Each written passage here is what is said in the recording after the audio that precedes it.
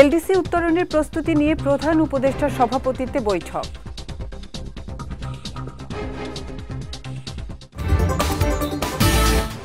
পাঁচ আগস্টকে ঘিরে কোনো ধরনের নিরাপত্তার হুমকি নেই, জানালেন স্বরাষ্ট্র উপদেষ্টা।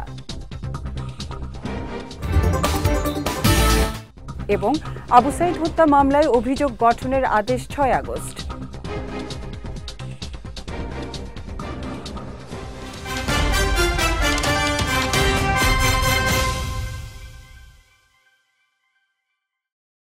আসসালামু আলাইকুম। পুষ্টিচার নিবেদিত বিজয় রাতের সংবাদে আমন্ত্রণ জানাচ্ছি আমি উম্মে কুলসুম। শুনছিলেন শিরোনাম, এবারে বিস্তারিত। স্বল্পোন্নত দেশ থেকে উত্তরণের প্রস্তুতি বিষয়ক উচ্চ পর্যায়ের পর্যালোচনা সভা অনুষ্ঠিত হয়েছে। বেলা 11টায় রাজধানীর তেজগাঁওয়ে প্রধান উপদেষ্টার কার্যালয়ে এ সভা অনুষ্ঠিত হয়। সভায় সভাপতিত্ব করেন প্রধান উপদেষ্টা ডক্টর মোহাম্মদ ইউনূস। এলডিসি থেকে উত্তরণের ফলে কর্মসংস্থান ও বিভিন্ন সেক্টরের ওপর কী ধরনের চাপ আসতে পারে তা নিয়ে বিস্তারিত পর্যালোচনা শেষে দিক নির্দেশনা দেন প্রধান উপদেষ্টা।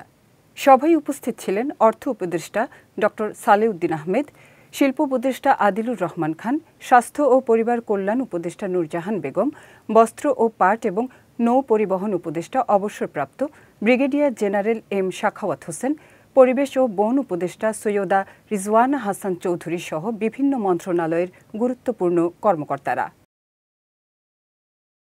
5 আগস্ট গণ অভ্যুত্থান দিবসকে ঘিরে দেশে কোনো ধরনের নিরাপত্তার হুমকি নেই বলে জানিয়েছেন স্বরাষ্ট্র উপদেষ্টা জাহাঙ্গীর আলম চৌধুরী।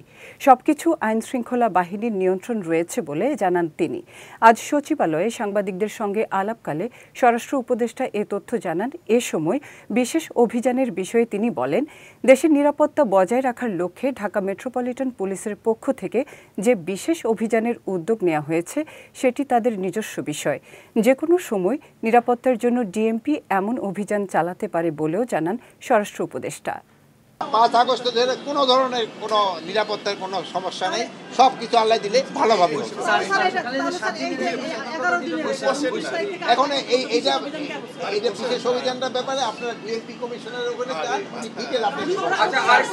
আরেকটা বিষয় হচ্ছে পাসপোর্ট ইস্যুতে, বাংলাদেশের পাসপোর্টের ইস্যুতে বিভিন্ন দেশ থেকে ভিসা রিফিউজাল যেরকম বেড়েছে এবং অনারাইভাল ভিসাগুলো বাতিল হচ্ছে না, অনারাইভাল ভিসা বাতিল হচ্ছে না। যেই সব দেশের সাথে আমাদের অনারাইভালের চুক্তি আছে তাদের ক্ষেত্রে আমরা অনারাইভাল ভিসা দিচ্ছি। যাদের সাথে আমাদের চুক্তি নেই তাদের তো আমরা অনারাইভাল ভিসা দেবো না।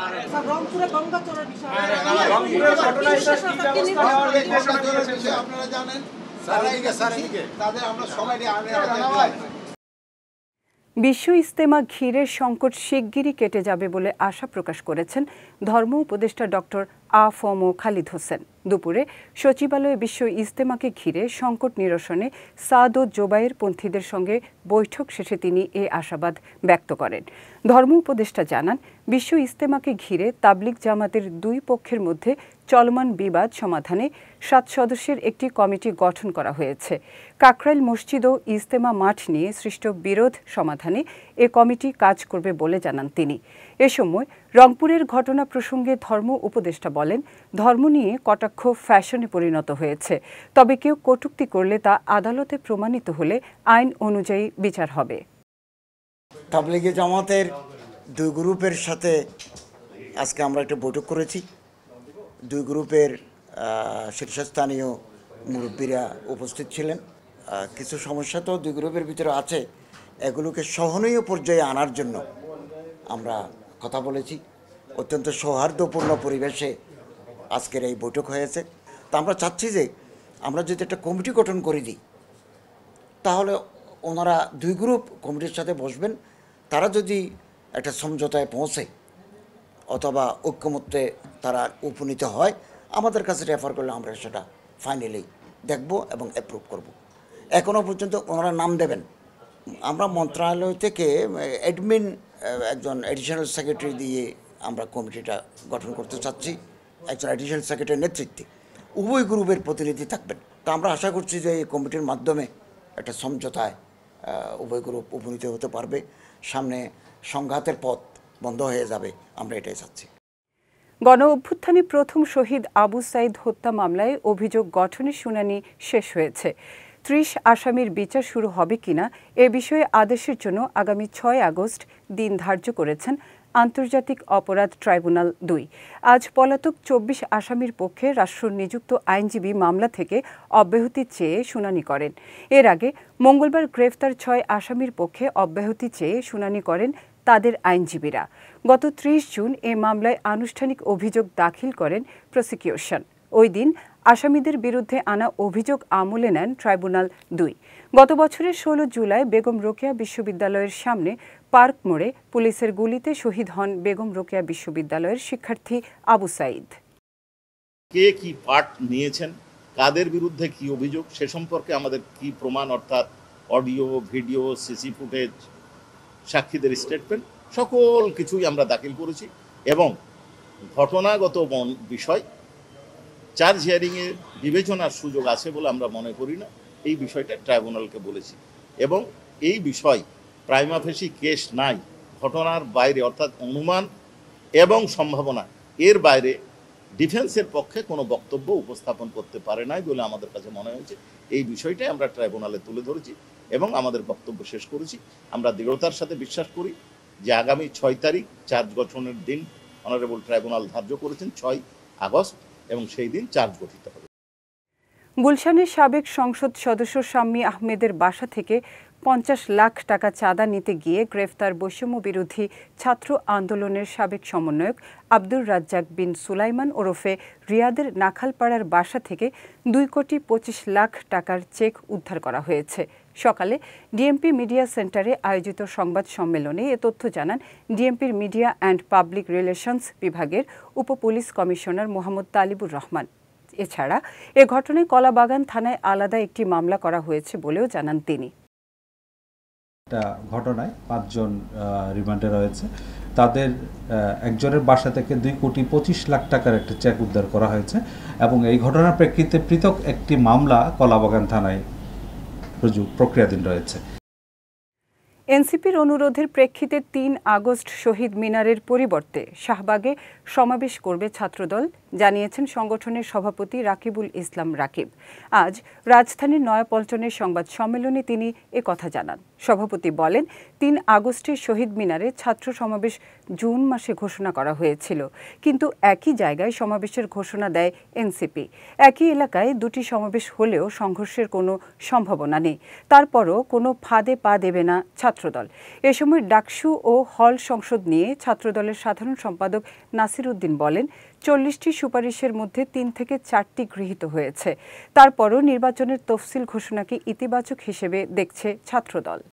নতুন যে রাজনৈতিক দল গঠিত হয়েছে তারা বিভিন্ন পর্যায়ে আমাদের সাথে ব্যক্তিগতভাবে যোগাযোগ করেছেন এবং তারা আমাদেরকে অনুরোধ করেছেন যে তারা কেন্দ্রীয় শহীদ মিনারের প্রোগ্রামটি তারা করতে চান। যেহেতু 3 আগস্ট এই প্রোগ্রামটি আমরা কেন্দ্রীয় সংসদের সম্মিলিত সিদ্ধান্তের মাধ্যমে আমরা নিয়েছিলাম, সেক্ষেত্রে তাদের অনুরোধের বিষয়ে গতকাল আমরা কেন্দ্রীয় সংসদের জরুরি একটি মিটিং আহ্বান করেছিলাম, সেখানে একটি সিদ্ধান্ত গৃহীত হয়েছে। মাইলস্টোনে বিমান দুর্ঘটনায় নিহত শিক্ষিকা মাহিরিন চৌধুরী দেশের প্রতি দায়িত্ববোধ, মমত্ববোধ ও শিক্ষকতায় অনন্য দৃষ্টান্ত স্থাপন করেছেন বলে মন্তব্য করেছেন বিএনপির যুগ্ম মহাসচিব রুহুল কবির রিজভী। দুপুরে রাজধানীর উত্তরায় নিহত মাহিরিন চৌধুরীর বাসায় তার পরিবারকে সমবেদনা জানানোর পর সাংবাদিকদের সঙ্গে আলাপকালে তিনি এ মন্তব্য করেন। বলেন, দেশে হিংসা ও হানাহানির মধ্যেও মাহিরিন চৌধুরীর এমন আত্মত্যাগ সকলকে বেঁচে থাকার অনুপ্রেরণা যোগায়। রাষ্ট্র এ মহিষী নারীকে চিরদিন মনে রাখবে বলেও মন্তব্য করেন বিএনপির এ নেতা। এ সময় ঢাকা মহানগর উত্তর বিএনপির আহ্বায়ক মোহাম্মদ আমিনুল হক, সদস্য সচিব মোহাম্মদ মোস্তফা জামান, যুগ্ম আহ্বায়ক SM জাহাঙ্গীর হোসেন সহ অনেকে উপস্থিত ছিলেন।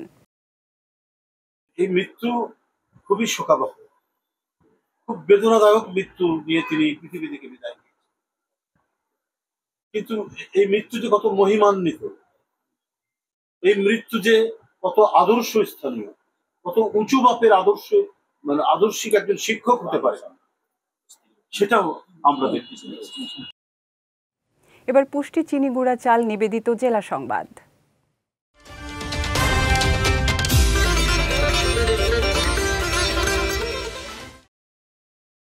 লালমনিরহাটে কমতে শুরু করেছে তিস্তার পানি, খুলে রাখা হয়েছে ৪৪টি জলকপাট। উজানের ঢলে নদীর পানি বেড়ে যাওয়ায় জেলায় দেখা দিয়েছে বন্যা। গতকাল রাতে তিস্তা ব্যারেজের ডালিয়া পয়েন্টে নদীর পানি বিপদসীমার ওপর দিয়ে প্রবাহিত হচ্ছিল।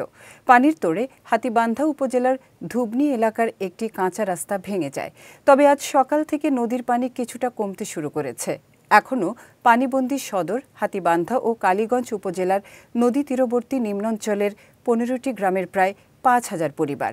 ডুবে গেছে রাস্তাঘাট ও ফসলি জমি, ভেসে গেছে মাছের ঘের। পানি উন্নয়ন বোর্ডের এক কর্মকর্তা জানান, ধুবনি এলাকায় নদী তীরবর্তী একটি বাঁধ ক্ষতিগ্রস্ত হয়ে পানি লোকালয়ে প্রবেশ করেছে। তবে আগামী ২৪ ঘন্টা পানির স্তর স্থিতিশীল থাকতে পারে এবং ধীরে ধীরে কমে যাওয়ার সম্ভাবনা রয়েছে।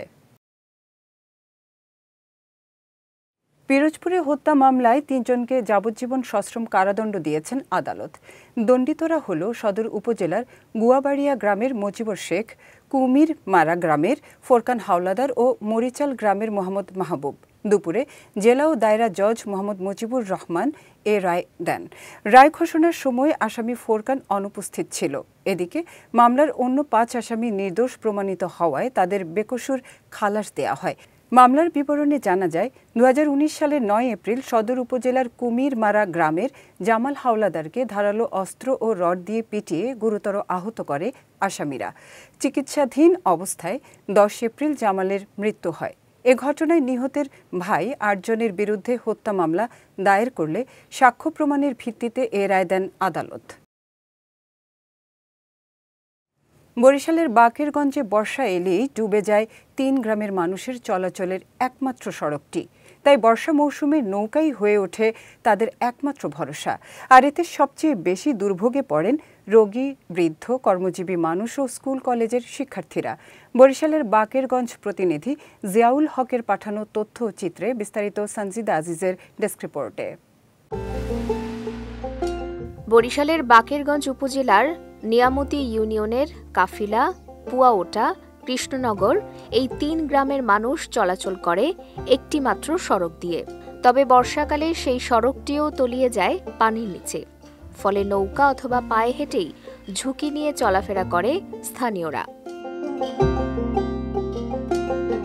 চলাচলের একমাত্র সড়কটি ডুবে যাওয়ায় সবচাইতে বেশি ভোগান্তিতে পড়ে স্কুল কলেজের কোমলমতি শিক্ষার্থীরা। উপায় না পেয়ে হাঁটু পর্যন্ত ও কোমর পর্যন্ত পানি দিয়েই চলাচল করতে হয় তাদের। আমাদের রাস্তায় অনেক পানি এবং আমরা স্কুলে যাইতে পারি না, আমাদের পড়ালেখা ভালোভাবে হয় না। আমাদের রাস্তায় পানি কাদা হয় বৃষ্টির সময়। এখন ছোট ছোট বাচ্চারা, শিশু বাচ্চারা, এরা স্কুলে যেতে পারলে কি করবো? বাচ্চারা নিয়ে যাইতে আমাদের খুব কষ্ট হয়। এদের যে মেম্বার, চেয়ারম্যান বা সরকার, এরা এই রাস্তার প্রতি কোনো আমাদের গুরুত্বই দেয় না। যুগের পর যুগ ধরে এই সমস্যা চলে আসলেও স্থানীয় প্রশাসন কিংবা জনপ্রতিনিধিরা কার্যকর কোনো পদক্ষেপ নেয়নি বলে অভিযোগ স্থানীয়দের। আমাদের স্থানীয় সরকার এই রাস্তার প্রতি কোনো আমলে নেয় না, যার জন্য আমাদের দীর্ঘদিনের এই দুর্ভোগ। আমাদের এই দীর্ঘদিনের দুর্ভোগ থেকে সরকারের কাছে আবেদন, যাতে আমাদের এই রাস্তাটা নির্মাণ করে যাতে দীর্ঘদিনের এই দুর্ভোগ থেকে আমাদেরকে উত্তরণ করে, এই আমাদের দাবি সরকারের কাছে। রাস্তার এমন দুরবস্থায় অসুস্থ রোগী, বৃদ্ধ ও কৃষকরাও পড়েন চরম বিপাকে। এমন অবস্থায় অতি দ্রুত সড়কটি সংস্কার করার আহ্বান তাদের। আর যদি কোনো লোক অসুস্থ হয়, তাই অসুস্থ হলে তারা নিয়ে যায় বাকেরগঞ্জ উপজেলা স্বাস্থ্য কেন্দ্রে। কিন্তু এই রাস্তায় যে আসা যাওয়ার পথে রোগ অ্যাক্সিডেন্ট হয়ে যায় আমাদের সময়ের অভাবে। এই সিজনে আমরা নৌকায় পারাপার হয়ে যায়, বাচ্চা কাছে শুধু নৌকায় পারাপার হয়। তাই স্থানীয় সরকারের কাছে আবেদন, জানি আমাদের রাস্তার দিকে একটু আমলে নেই এবং চেয়ারম্যান টিউনো যারা আছে তাদেরকে জানিয়ে একটু শোকজ করে জানিয়ে আমাদের রাস্তাটার কথা দাবি জানাই, এটাই আমাদের প্রত্যাশা, সরকারের কাছে বিশেষ দাবি। ৩ গ্রামের মানুষের চলাচলের একমাত্র রাস্তাটি সংস্কারের জন্য স্থানীয় সরকারের কাছে জোর দাবি গ্রামবাসীদের। আগামী বর্ষাকালে যেন তাদের এমন ভোগান্তি নিরসন হয়, এমনটাই প্রত্যাশা সকলের। বিজয় টিভি নিউজ ডেস্ক। এবার পুষ্টি নিবেদিত আন্তর্জাতিক সংবাদ।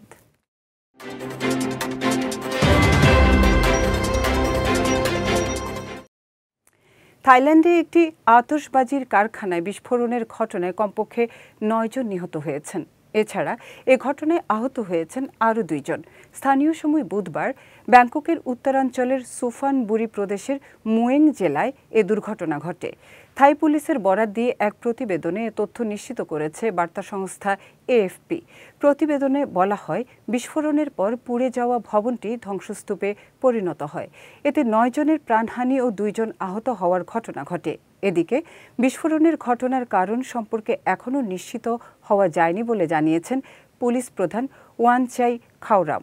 এর আগে গত বছর একই প্রদেশে আরেকটি আতশবাজি কারখানায় বিস্ফোরণে অন্তত 23 জনের মৃত্যু হয়েছে। যাচ্ছি পুষ্টি ড্রিঙ্কিং ওয়াটার নিবেদিত খেলার সংবাদে।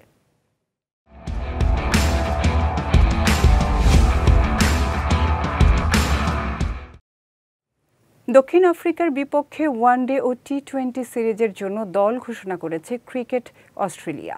আজ এ দল ঘোষণা করা হয়। মিচেল মার্শের নেতৃত্বে 2 ধরনের সিরিজের স্কোয়াডে জায়গা পেয়েছেন Matthew Short, Travis Head, Nathan Ellis, Ben Dwarshuis, Cameron Green, Josh Inglis, Josh Hazlewood, Adam Zampa ও সদ্য শেষ হওয়া ওয়েস্ট ইন্ডিজ সিরিজে অভিষেককে দারুণ পারফর্ম করা অলরাউন্ডার মিচেল ওয়েন।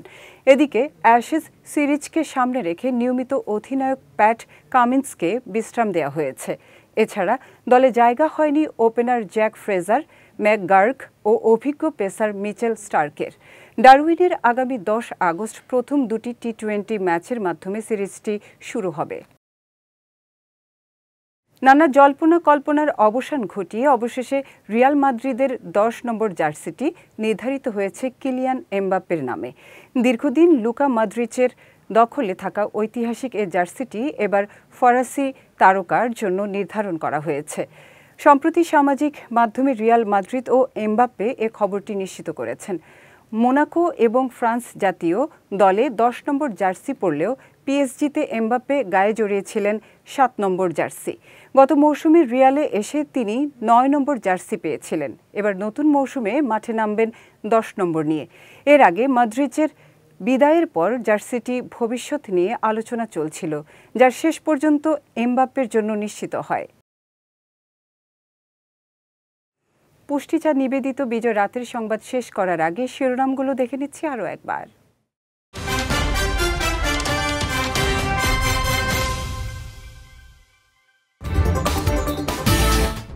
এলডিসি উত্তরণের প্রস্তুতি নিয়ে প্রধান উপদেষ্টার সভাপতিত্বে বৈঠক।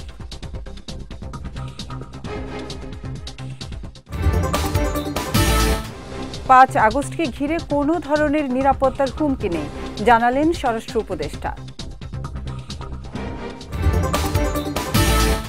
এবং আবু সাইদ হত্যা মামলায় অভিযোগ গঠনের আদেশ 6 আগস্ট।